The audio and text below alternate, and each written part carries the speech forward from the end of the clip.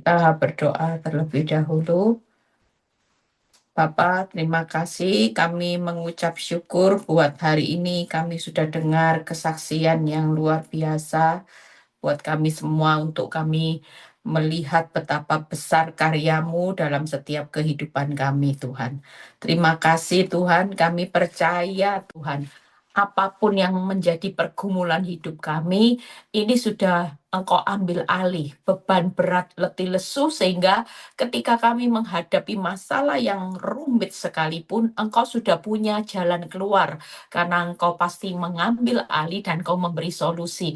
Itu sebabnya ketika kami dengar firman, kami mau, Tuhan, kami tidak mudah menyerah, kami tidak mudah untuk depresi, kami tidak mudah untuk stres, karena firman-Mu menjadi kekuatan jaminan buat hidup kami. Urapi bibir lidah hamba-Mu, berkati setiap telinga yang mendengar, biar semua kemuliaan kembali kepadamu di dalam nama Tuhan Yesus.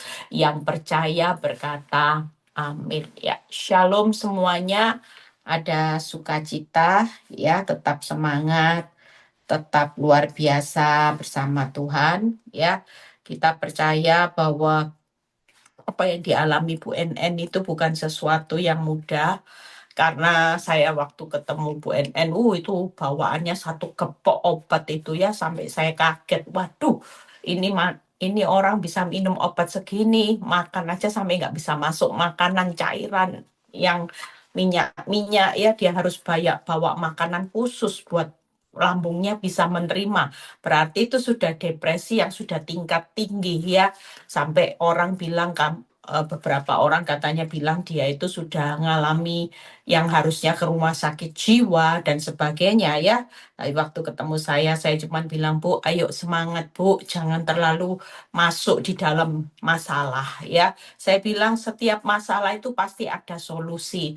Ibu ndak usah lihat masa lalu terus, ndak usah lihat kecewanya, betapa brengseknya orang yang nyakiti hatinya ibu, betapa hinanya seorang hamba Tuhan mungkin kok bisa melakukan seperti ini. Mungkin kita juga mengalami sesuatu yang hari-hari ini membuat kita juga mengalami keadaan seperti Bu NN yang terpuruk benar-benar karena kecewa dengan apa yang kita alami dengan pasangan kita, yang awalnya dalam tanda kutip itu masih orang baik-baik, bahkan sangat baik, sangat terhormat ya. Namanya perjalanan waktu, kalau saudara lihat ini aja, contoh seorang hamba Tuhan aja, dia bisa jatuh di dalam dosa. Nah, secara akal kita mungkin berpikir sulit tuh seorang hamba Tuhan bisa jatuh, buktinya. Dan ini yang membuat kekecewaan. Mungkin kita juga menikah dengan pasangan yang awalnya kita pacaran, mungkin ada yang 10 tahun ya, saya pacaran juga 9 tahun lebih. Siapa sih yang nyangka dengan keadaan yang waktu pacaran aja nggak pernah bertengkar, pacaran selalu manis ya. Tapi siapa yang pernah menyangka kehidupan? Tapi kalau kita melihat ke masa lalu terus, pasti isinya kecewa, pasti isinya jengkel, pasti isinya marah, pasti isinya nggak terima. Apalagi kalau dulu saya iblis sering bicara gini, habis manis sepah dibuang. Nah, ini bikin panas ya. Habis manis sepah dibuang, habis punya anak 3 bilang nggak ada rasa. Nah, ini bikin kita jadi sakit hati. Tapi kita percaya ini semua tipu daya iblis yang membuat kita itu nggak berjalan maju. Senyatanya ketika berapa hari waktu saya merenungkan firman, Tuhan tuh kasih peneguhan gini, kalau kita itu hidup di dalam kenyamanan, itu hanya membawa kemunduran, tangkep ya. Tapi kalau kita hidup dalam air mata, itu akan membawa kita kemajuan. Senyatanya ya benar juga, karena orang benar itu berjalan majunya bercucuran air mata. Jadi kalau kita punya pasangan yang sampai membawa kita berair mata, itu akan membawa kita pada kemajuan. Tangkep ya, berapa banyak ibu-ibu yang bergabung di Zoom ini, termasuk yang dengar nanti ya online-nya. Coba kalau diteliti, betapa kita bersyukur loh dengan suami, pasangan, istri yang limited edition ya, yang dalam tanda kutip juga ya, yang membuat kita sakit hati, membuat kita kecewa. Mungkin pasangan kita tidak selingkuh, tapi mulutnya kasar. Mungkin pasangan kita tidak mulutnya kasar, tapi judi. Mungkin suka KDRT. Ada banyak pasangan, mungkin istri kita galak, istri kita cerewet, istri kita suka ngungkit-ngungkit masa lalu. Mungkin kita menikah dengan orang yang bukan sempurna, dan hari ini saudara tidak perlu menyesali kenapa aku mempunyai pasangan yang tadinya ideal sekarang berubah. Saya percaya Bu NN bisa ngalami seperti ini sampai dia stres depresi dan sampai mungkin parah depresinya sampai bunuh diri dan sebagainya. Itu karena dia mengukur dari masa lalu. Mungkin dia berharap waktu dia menikah dengan seorang hamba Tuhan yang diidam-idamkan kayak Cinderella, saudara. Ya, yang diidam-idamkan selalu teletabis, dihormati karena orang takut Tuhan, apalagi jabatannya sebagai gembala berapa periode dan sebagainya. Ekspektasinya apa? Sangat tinggi, pasti itu. Tapi waktu terjadi sesuatu membuat dia kecewa dan dia nggak bisa move on, siapa yang paling disukakan? Oh, iblis. Apalagi iblis berhasil membuat Bu NN stres, depresi, sampai bunuh diri. Bersyukur kasih karunia dia ndak meninggalkan dunia ini sia-sia, saudara ya. Jadi sekali lagi kalau kita meninggalkan dunia jangan sampai, kan ndak enak. Meninggal karena bunuh diri nggak enak, saudara ya. Itu sesuatu yang membawa iblis dimuliakan. Tapi waktu kita meninggalkan dunia ini, kita sudah mencetak rekod, kita sudah mencetak jalan cerita ya.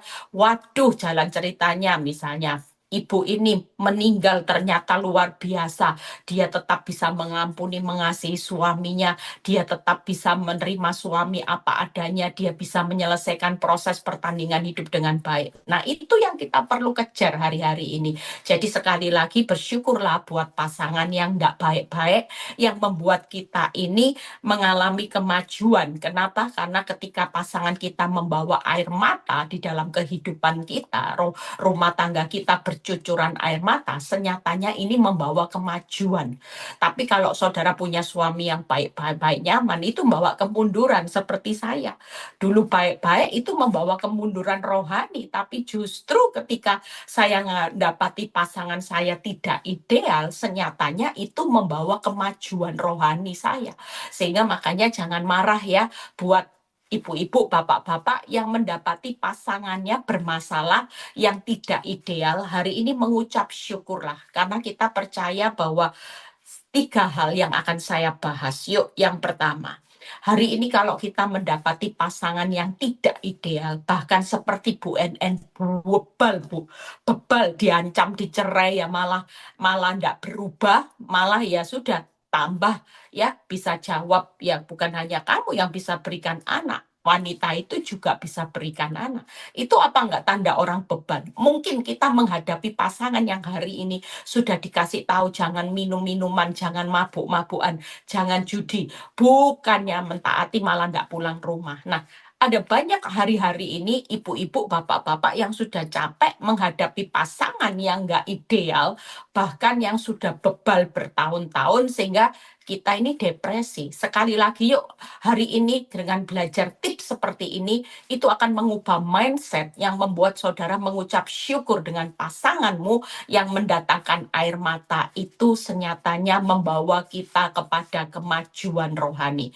Yuk kita lihat yang pertama. Bagaimana suami itu yang pertama. Itu pengalaman hidup saya tulis. Karena waktu saya mengalami proses ini, Tuhan jelas berkata seperti ini, jangan marah dengan suamimu. Tidak ada yang salah dengan suamimu, karena aku yang sengaja mengeraskan hatinya. Tapi suatu kali tidak usah takut. Seperti Firaun, nanti di Keluaran 6 ayat 1. Tangan Tuhanlah yang akan paksa. Artinya hari ini jangan takut. Hari ini kalau saudara tahu pasangan hidup kita yang tidak ideal, apalagi yang bebal, itu karena sengaja dikeraskan oleh hatinya oleh Tuhan, saudara tidak perlu takut. Karena kalau dengan sengaja, begitu kita lawan, kita keluar dari prosesnya Tuhan, kita yang babak belur. Kenapa? Karena yang sengaja mengeraskan hati suamimu itu tangannya Tuhan. Berarti kita menghadapi tangannya Tuhan, kita akan babak belur, saudara. Lebih baik kita nggak usah melawan. Tapi Tuhan bilang gini, suatu kali kalau engkau nikmati aja suami yang aku keraskan hatinya untuk kepentinganku, percayalah, kamu ndak usah usaha apa-apa. Nanti tanganku sendiri. Yuk kita baca terlebih dahulu supaya pelan-pelan. Saya juga berusaha pelan-pelan. Dari tadi berusaha pelan, tapi kok menurut saya cepat terus ya. Saya tekan-tekan volume saya kok tetap. Ada seorang ibu yang bilang, Bu, kalau khotbah jangan yang otaknya agak-agak lambat, itu mikirnya itu lambat juga ya, tapi ibunya cepat, ibu belum mikir, ibu sudah maju di mana-mana ya. Ya maaf ya sekali lagi, saking semangatnya ini sampai rasanya gitu ya. Keluaran 6 ayat 1, saya berusaha pelan-pelan supaya saya berharap dengan firman ini mengubah mindset semua ibu-ibu, bapak-bapak yang benar-benar sudah capek dengan pasangannya. Sekali lagi, tidak ada yang salah. Karena nanti kalau semakin kita melawan kekuatan Tuhan, kitanya yang babak belur. Saudara tidak lihat kemajuannya, malah babak belur. Tapi waktu saya mengikuti iramanya Tuhan, ya sudah dikeraskan hati, tidak mau lagi ya episode berikutnya masih keras. Saya sabar menantikan waktunya Tuhan. Kenapa? Karena nanti suatu kali Tuhan akan bawa dengan paksa, tapi bukan cara saya, tapi dengan tangan Tuhan. Keluaran 6 ayat 1 kita baca. Tetapi Tuhan berfirman kepada Musa, sekarang engkau akan melihat apa yang kulakukan kepada Firaun. Lihat ya, nanti suatu kali kita akan melihat apa yang dilakukan kepada Firaun, sebab dipaksa oleh tangan yang kuat, ia akan membiarkan mereka pergi. Dan dipaksa oleh tangan yang kuat, ia akan mengusir mereka dari negerinya. Ada dua kata diulang, berarti itu penting. Artinya Tuhan bilang gini, nanti suatu kali suamimu itu bertobat bukan karena jeripaya tanganmu, misalnya untuk tabok dia ya, tapi Tuhan berkata, karena aku yang akan paksa dia dengan tangan yang kuat, itu dia tidak akan pernah pergi lagi dari rumah tanggamu.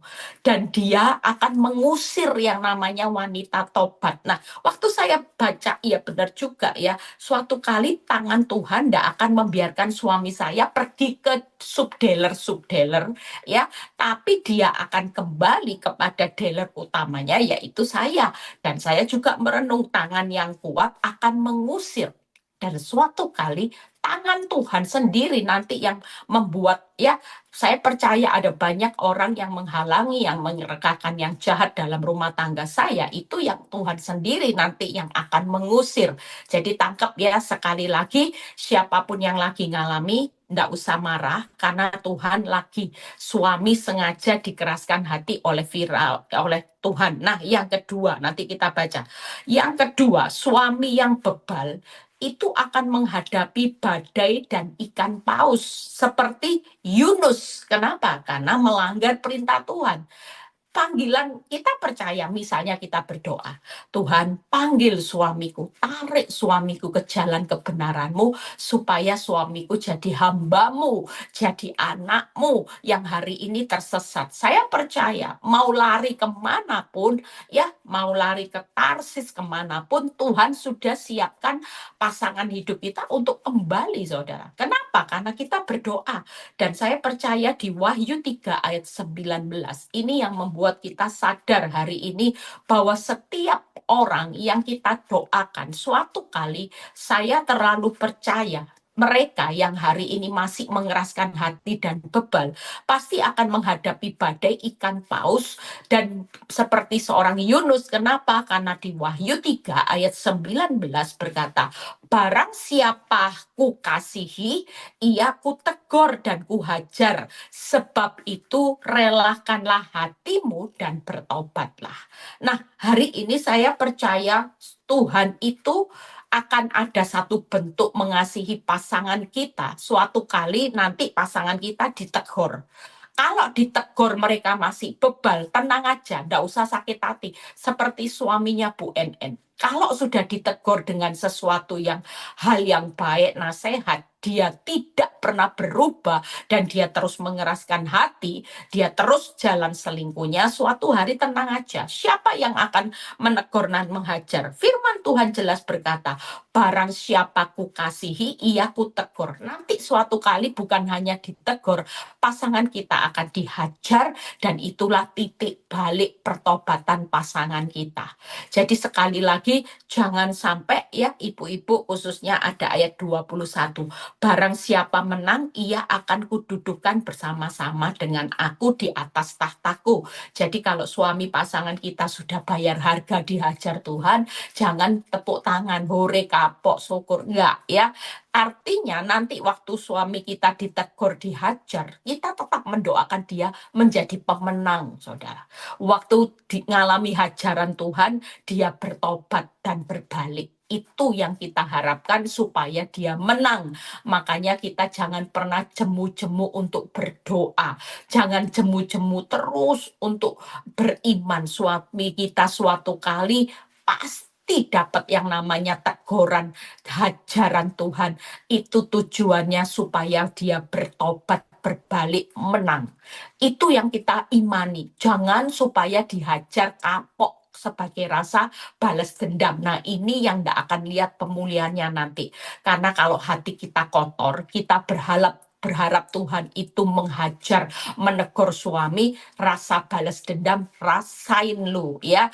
Lu nyakiti hatiku, biar kapok, biar ngerasain apa yang aku rasakan. Nah, itu nggak boleh. Tapi sekali lagi, waktu Tuhan tegur nanti, biarkan kita tetap mendoakan dia segera berbalik dan dia segera menang untuk menjadi hamba dan alatnya. Itu doa-doa kita sebagai seorang istri. Jadi yang kedua, suami yang bebal tenang aja, jangan takut, nggak usah marah. Kalau teguran Tuhan belum mengena, tapi suatu kali hajaran itu pasti akan membuat suami-suami kita berbalik. Sudah, tenang aja, tapi bukan saudara yang menghajar ya. Nggak usah negor, makanya ibu-ibu, bapak-bapak saya ajarin. Setiap kali saya selalu mengingatkan, kalau ibu-ibu kepingin menegur atau memberi pelajaran buat pasangan, semuanya pasti sia-sia. Kenapa? Karena firman Tuhan itu jelas memerintahkan, aku yang akan berperang buat kamu, kamu cukup diam saja. Jadi kita tidak dibutuhkan untuk menegur atau menghajar. Daripada mulut ini untuk nasihati dianggap omong kosong seperti Bu NN tadi. Menasehati kamu sudah punya anak lo dari aku. Jawabannya menyakitkan nggak? Loh, bukan hanya kamu aja yang bisa beri aku anak. Orang itu juga bisa beri aku anak. Itu sangat menyakitkan. Sama seperti saya dulu. Ya, ketika saya bilang, kenapa sih kamu melakukan ini sama aku? Ya, suami saya bilang apa? Ya sudah, kamu harus terima wanita ini. Karena dari kamu 3 anak, dia juga sudah beri aku anak. Jadi kamu harus terima pasangan ini, wanita ini seumur hidupmu. Nah, ini menyakitkan, saudara. Tapi sekali lagi, makanya ibu-ibu, bapak-bapak, yuk, kalau disuruh cukup diam saja, artinya diamnya itu seperti Maria. Duduk dekat kaki Tuhan, tetap berdoa, tetap beriman, berharap. Itu diam yang membuat peperangan di alam roh ini merebut pasangan kita.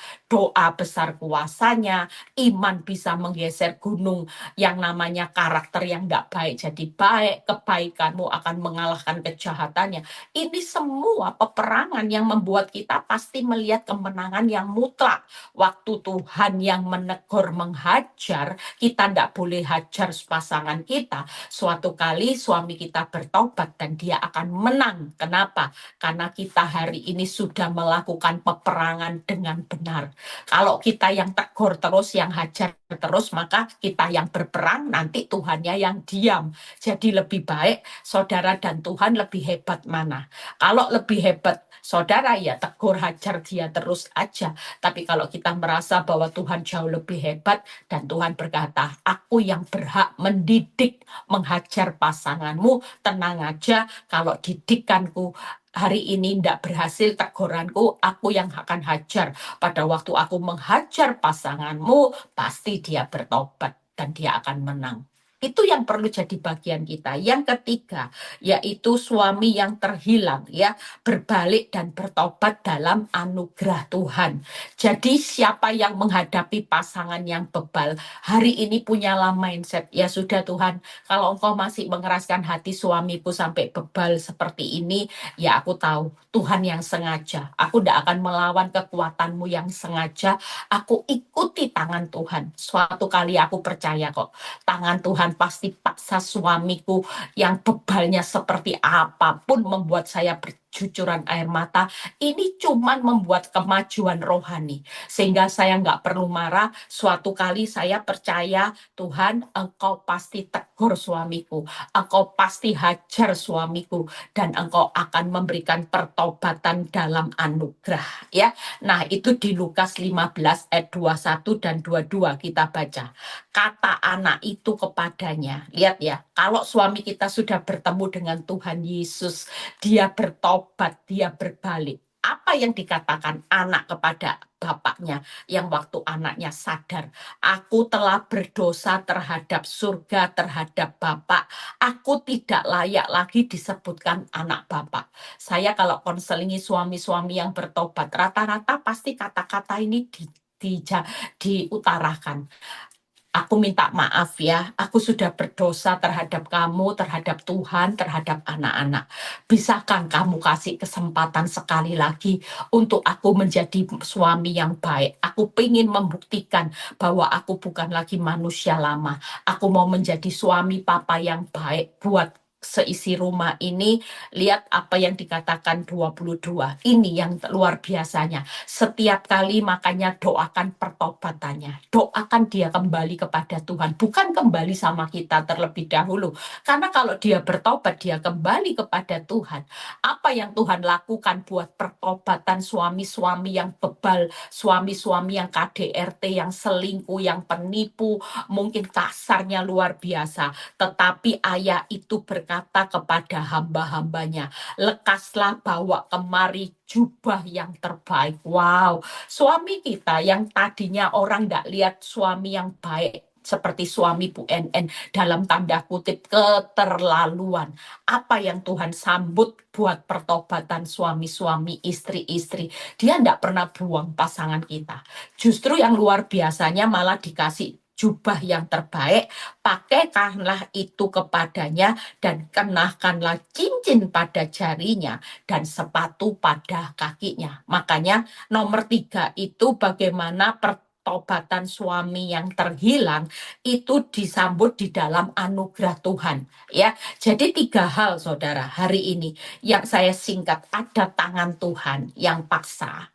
Yang kedua, nanti ada badai dan ikan paus. Saya enggak tahu, setiap pasangan itu nanti menghadapi badai dan ikan pausnya masing-masing. Ya, makanya kita enggak bisa pilih anugerah Tuhan seperti apa. Kan saya pernah cerita banyak ibu-ibu yang dipulihkan 2 bulan, kemudian ya terpaksa suaminya harus meninggal. Sudah pemulihan 2 bulan, meninggal Bu Eli, pemulihan setahun meninggal. Ya, saya enggak pernah tahu badai dan ikan paus waktu bayar harga itu seperti apa. Tapi saya ngomong sama ibu-ibu yang ditinggal suaminya setelah pemulihan, ibu enggak apa-apa. Ibu hari ini sudah melepas pertobatan suami ke dalam tangan Tuhan, anugerah Tuhan, suaminya ibu di surga sudah disediakan jubah yang terbaik, sudah disediakan cincin, sudah disediakan sepatu, sudah disambut oleh Bapak di surga secara luar biasa. Daripada hidup di dunia nanti berdosa terus, enggak tobat-tobat juga ya, kemudian enggak dapat anugerah juga kasihan. Paling enggak ibu sudah menjadi lebih dari pemenang karena pertobatannya Bapak itu sudah sampai melepas Bapak sampai ke surga, ketemu Bapak di surga, diberikan jubah yang terbaik. Nah, yang pertama yuk kita lihat tangan Tuhan. Selesai cepat kok, selain ini selesai pembahasannya cepat.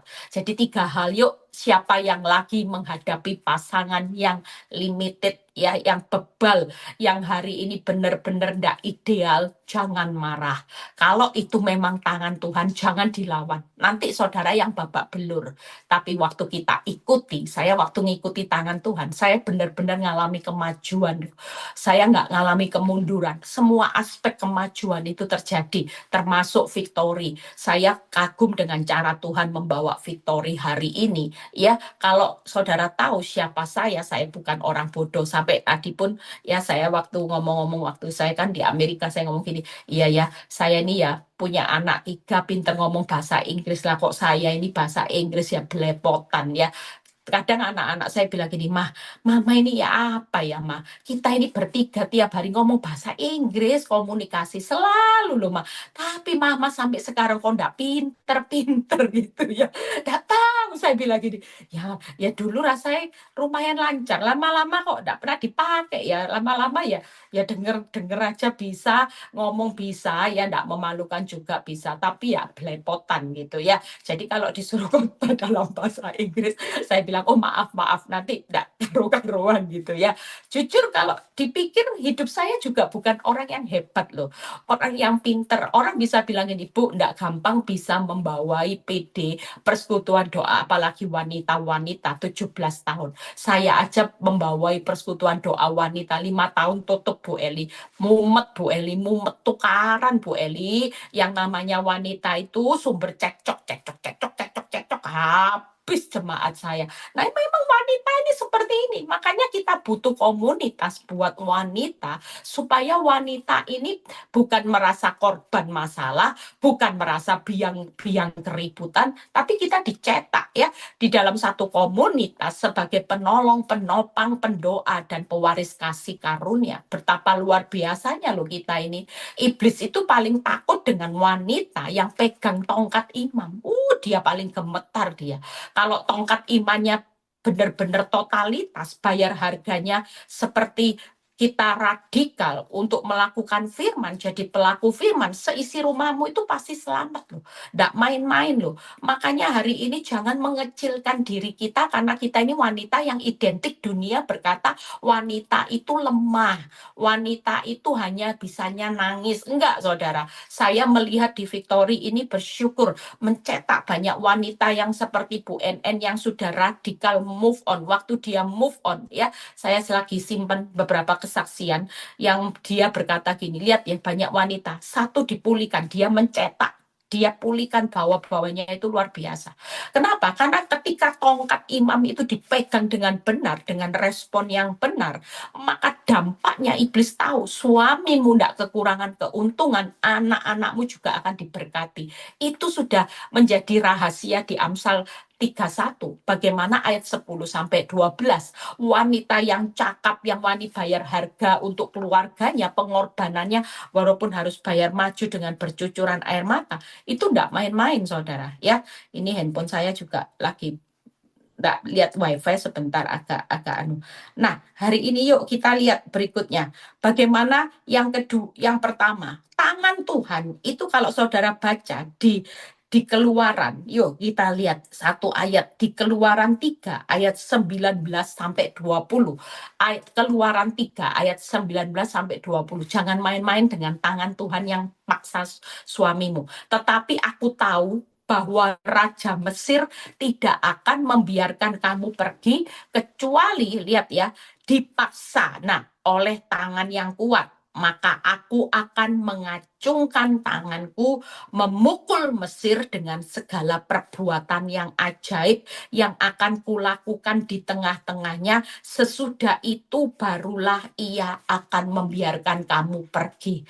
Jadi sekali lagi jangan takut, saudara. Tuhan itu, kalau saudara ikuti iramanya, ya sudah, masih bebal berarti tangan Tuhan masih mengeraskan. Saudara, ikuti aja. Tidak apa-apa sudah Tuhan. Ikuti. Kalau Tuhan masih mengeraskan, saya pasti kuat juga.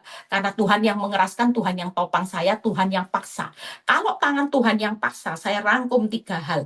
Yaitu yang pertama, hari ini percayalah ada tangan dengan segala perbuatan yang ajaib lagi paksa suamimu. Makanya kalau orang tanya, Bu Eli suaminya di mana? Sekolah Alkitab. Orang kalau dengar itu, pasti orang ketawa. Karena meremehkan. Tapi buat saya ketika saya mengerti firman, kenapa saya harus minta suami saya biasa-biasa? Lawong yang maksa itu tangan Tuhan dengan segala perbuatan yang ajaib. Minta. Mungkin saudara hari ini minta suami saudara jadi gembala, jadi hamba Tuhan. Ya mungkin kalau jadi gembala masih terlalu emosi gitu ya. Mungkin saudara bilang gini, Tuhan suamiku pasti bertobat dengan radikal. Dia cinta Tuhan, dia melayani Tuhan, dia akan membawa banyak jiwa-jiwa. Itu sesuatu yang kita minta. Menurut kita rasanya sulit. Menurut manusia sulit. Tapi saudara tahu ayat Keluaran 3 ini waktu saudara baca. Saya cuma bilang gini, Tuhan aku nggak mau minta pertobatan suamiku biasa-biasa. Kenapa? Lawong yang maksa tangan pertobatan suami saya itu tangan Tuhan dengan segala perbuatan yang ajaib. Minta sesuatu yang luar biasa. Karena yang memaksa tangan bukan tangan kita nanti, tapi tangan Tuhan. Yang pertama, yuk sabar menantikan tangan Tuhan yang paksa, bukan tangan kita. Sekali lagi ibu-ibu yang lagi menghadapi suami yang tidak ideal, bebal, sabar di ruang tunggunya Tuhan.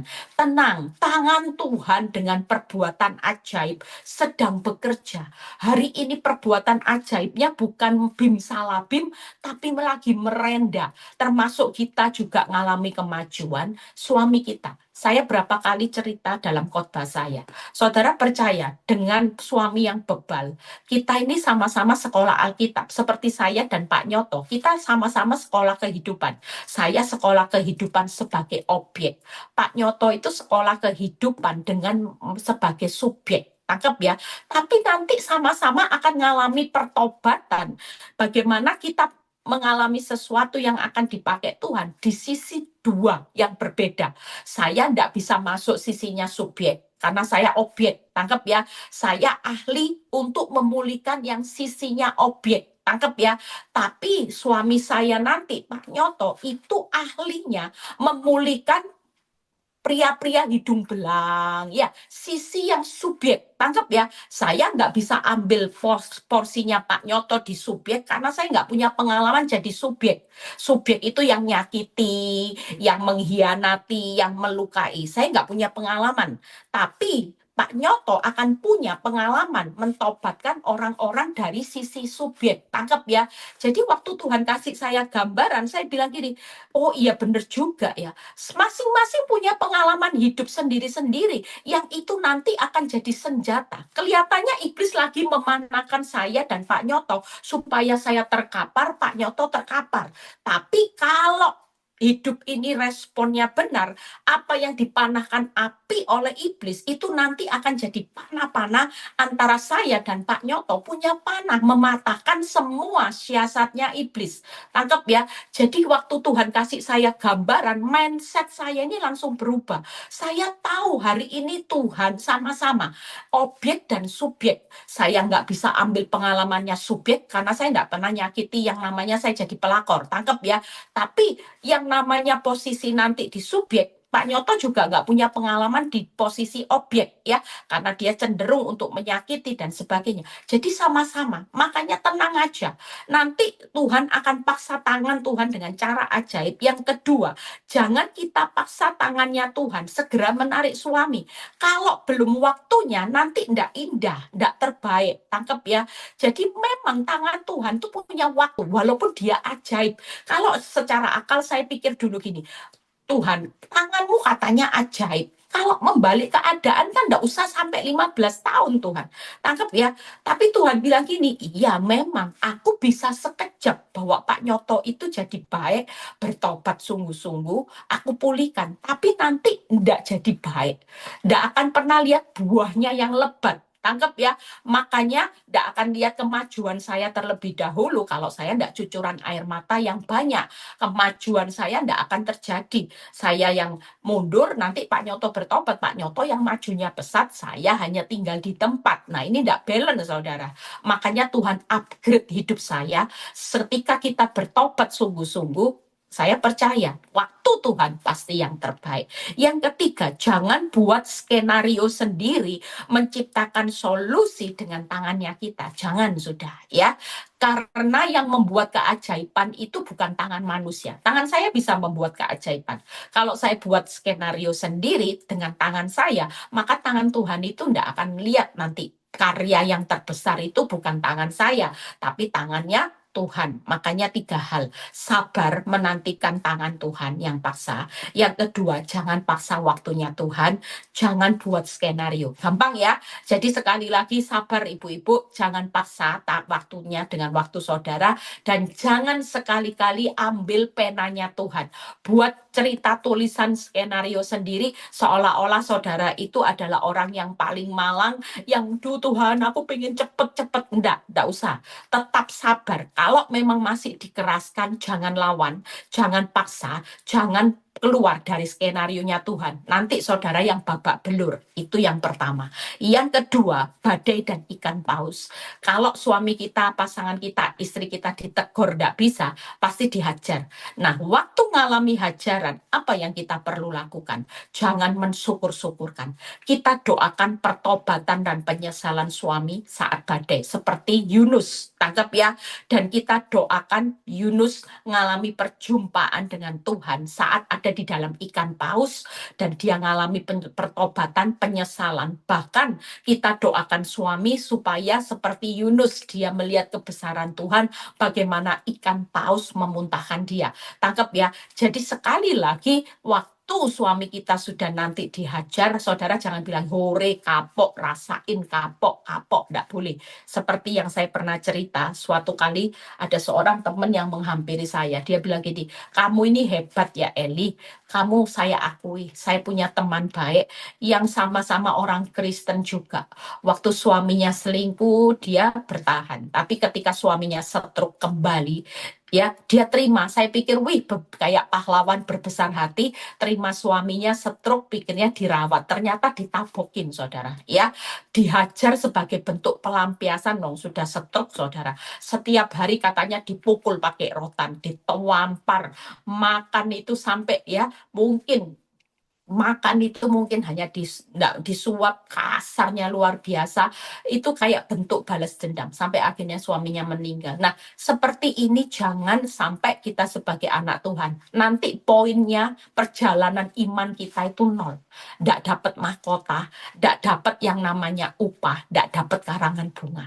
Tapi waktu kita terima suami kita dalam keadaan misalnya ibu tadi stroke, dia tetap mendoakan kesembuhannya, penyesalannya, pertobatannya, dia ngalami perjumpaan dengan Tuhan di waktu dia stroke, di waktu dia ngalami badai apapun, dan disitulah ketika ngalami perjumpaan, kita doakan kebesaran Tuhan itu akan terjadi. Maka poin yang ketiga, akan terjadi pesta rohani. Waktu kita mendoakan yang baik, ya, waktu kita merasa bahwa suami kita itu dalam pertobatan anugerah, maka kita akan melihat poin yang ketiga, itu akan digenapi sama Tuhan, yaitu suami yang bertobat akan berbalik di dalam anugerah Tuhan. Jadi sekali lagi hajaran Tuhan pasti ada. Badai dan ikan pausnya pasti ada. Jangan takut. Tuhan sudah siapkan. Mau lari kemanapun suamimu, ke subdealer, suatu kali nanti akan ditangkap dalam badai. Setelah badai, ya diterjang badai belum tobat, ikan paus nanti yang disiapkan. Itu kalau sudah masuk ikan paus, sudah tidak ada lagi yang bisa lari. Ya, namanya masuk ikan paus. Mungkin badai masih bisa, ya. Tapi kalau sudah masuk ikan paus, itu benar-benar satu kata. Ketika Tuhan hajar pasangan kita, dan kita tetap mendoakan yang terbaik, maka suami kita akan bertobat di dalam anugerah. Akan ada pesta rohani. Pesta rohaninya apa? Ada anugerah Tuhan kasih jubah yang terbaik, ada cincin, ada sepatu, yaitu apa? Yang pertama, kita akan turut merasakan kebahagiaan pesta pertobatan pasangan kita bersama keluargaku melayani Tuhan, dan banyak orang akan diselamatkan. Wow, saudara, betapa bahagianya Kalau setiap keluarga yang lagi punya masalah, baik dengan pasangannya, suami, istri yang lagi bermasalah, ending-endingnya happy ending, di mana pertobatan suami spektakuler bersama keluargaku melayani Tuhan, bahkan banyak orang-orang akan diselamatkan dengan cerita kehidupan kita.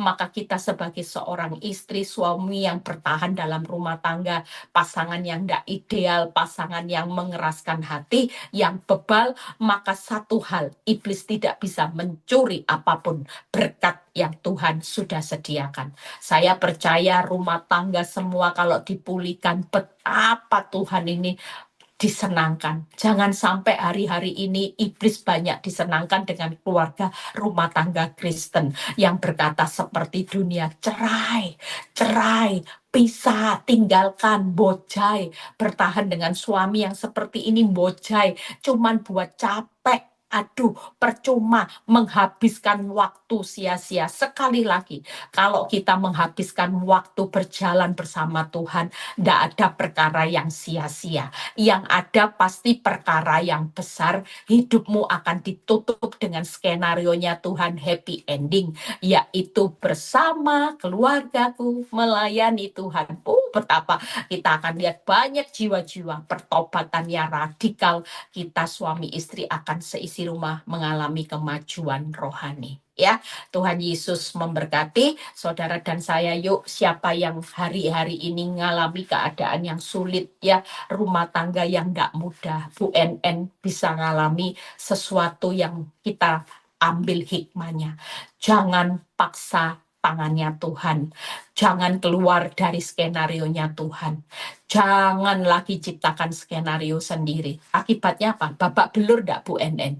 Sampai mau bunuh diri, stres, depresi, makan. Sampai hari ini pun lambungnya masih pemulihan tiap hari. Masih saya lihat kalau ketemu saya membontok makanan. Karena dia enggak bisa makan apapun.